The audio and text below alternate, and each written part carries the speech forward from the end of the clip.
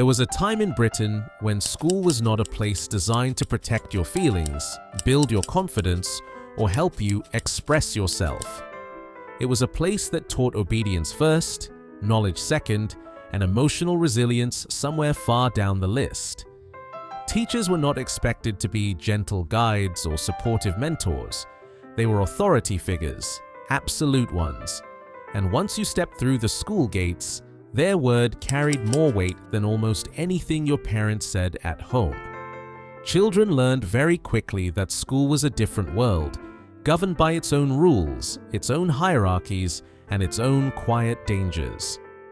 What teachers were allowed to do back then would cause immediate outrage today, spark investigations, end careers, and dominate headlines for weeks. But at the time, it was simply how school worked, accepted, unquestioned, and woven into everyday British childhood. So let's step back into those classrooms, corridors, and assembly halls and look at the things British teachers once did as part of normal school life. Things that would be completely unthinkable now. Number 1. Screaming inches from a child's face. British classrooms in the middle of the 20th century were not quiet because children were calm. They were quiet because they were afraid. One of the most common tools teachers used was their voice, raised not just to command attention, but to intimidate.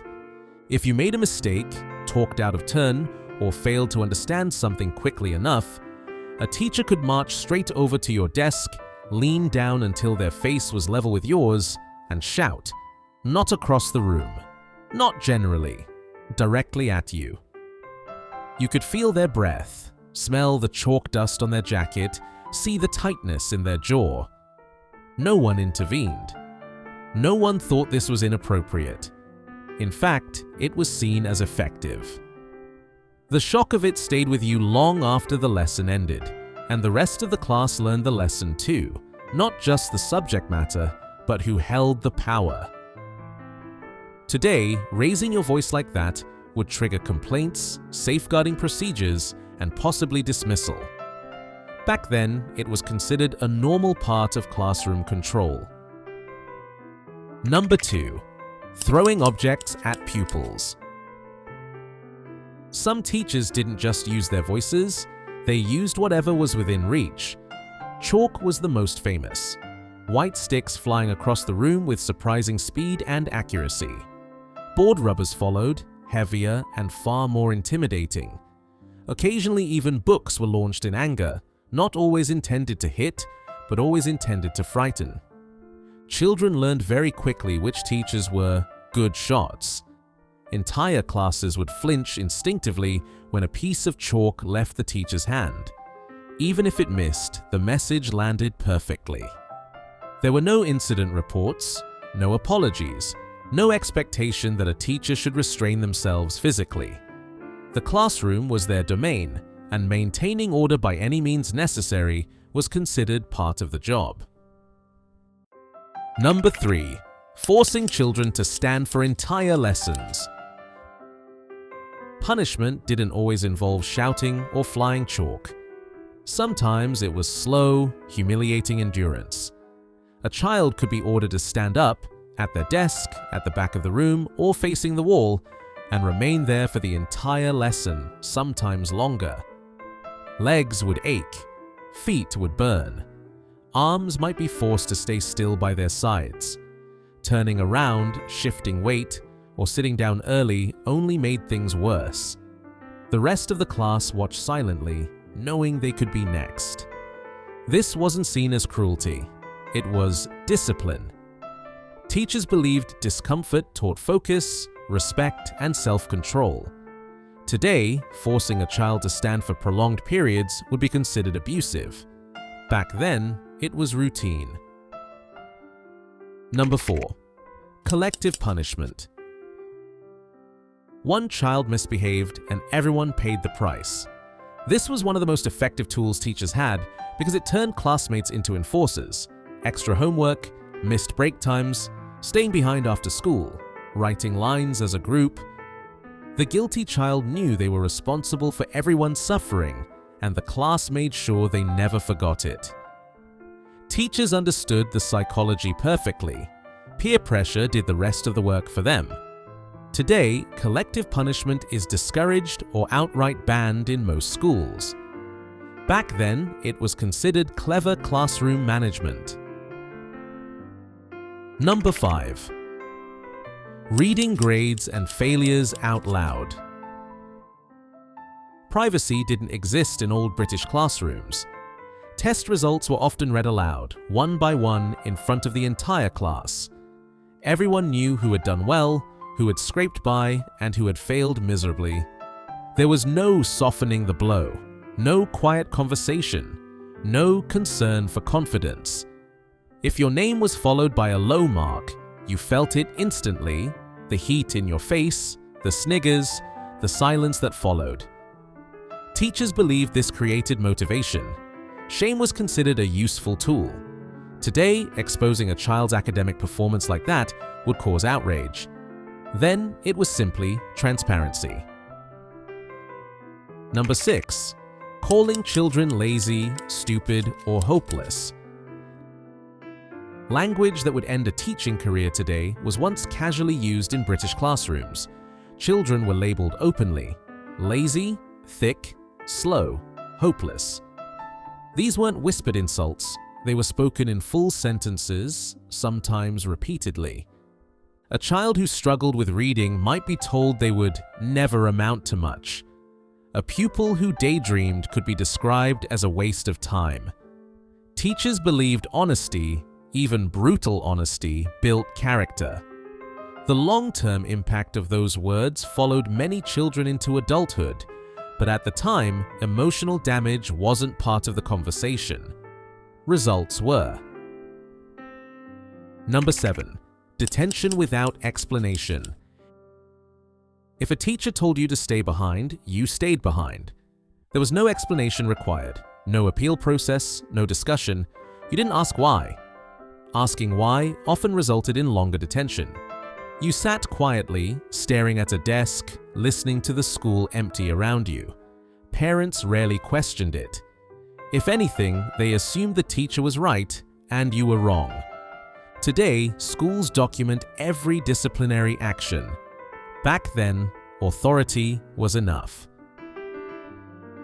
Number 8. Punishments that followed you home. School discipline didn't stop at the gates. Teachers regularly spoke to parents, wrote notes, or made it very clear that whatever punishment started at school should continue at home. A bad report meant consequences you couldn't escape. No reset, no second chance. Home and school worked as a single system of authority, and children were always at the bottom of it. Modern parents often challenge schools. In the past, parents backed teachers almost without question. Number 9. No questioning authority. Asking why was dangerous. Challenging a rule, questioning fairness, or asking for clarification could be seen as disrespect. Obedience mattered more than understanding. Teachers expected compliance first, learning second. Children learned quickly that silence was safer than curiosity. Today, schools encourage critical thinking.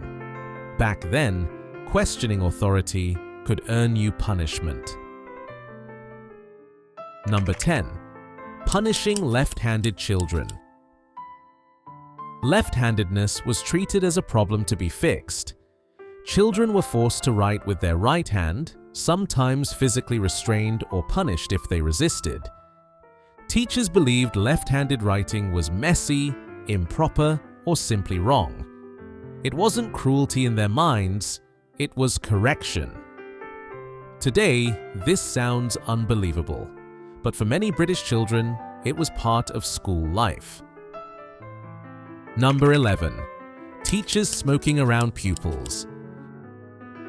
Teachers smoked everywhere, in staff rooms with doors open, in corridors, sometimes even in classrooms. The smell of tobacco was part of the school environment. no one questioned it. Smoking wasn't dangerous yet, or at least not openly acknowledged. Today, it would be unthinkable. Number 12. Fear as a teaching method. Perhaps the most defining feature of old British schooling was fear. Fear of embarrassment, fear of punishment, fear of being singled out. Teachers believed fear created respect, and respect created order. Silence meant success. Control meant progress. Modern education focuses on emotional safety. Old schools focused on obedience. Number 13. Physical punishment behind closed doors. While public punishment happened, much of it occurred out of sight. Children were taken to corridors, offices, or special rooms and returned visibly shaken. Parents often knew but rarely objected. Corporal punishment was legal, accepted, and supported by many families. Number 14. Public humiliation as discipline. Children could be mocked for mistakes, made to repeat errors aloud, or laughed at in front of peers. Teachers believed embarrassment discouraged repeat behavior. Today, this would be labeled bullying. Then, it was discipline. Number 15. Physical punishment in front of the class. Finally, the most infamous practice of all. The cane, the ruler, the slipper. A name called. A walk to the front. A silence that filled the room. It didn't happen every day, but it happened enough that every child feared it. The punishment was quick. The memory lasted far longer. Today, this would end careers instantly. Back then, it was simply school. Looking back, it's tempting to judge the past by modern standards, but it's important to understand that these practices weren't hidden or secret. They were public, accepted, and widely supported. Parents trusted teachers completely. Teachers were expected to maintain order at all costs, and children were expected to endure it. School wasn't designed to nurture, it was designed to prepare. For authority, for work, for a world that didn't ask how you felt. Many who lived through it still debate whether it made them stronger or simply quieter. But one thing is certain. The British classroom has changed beyond recognition. Which of these do you remember most?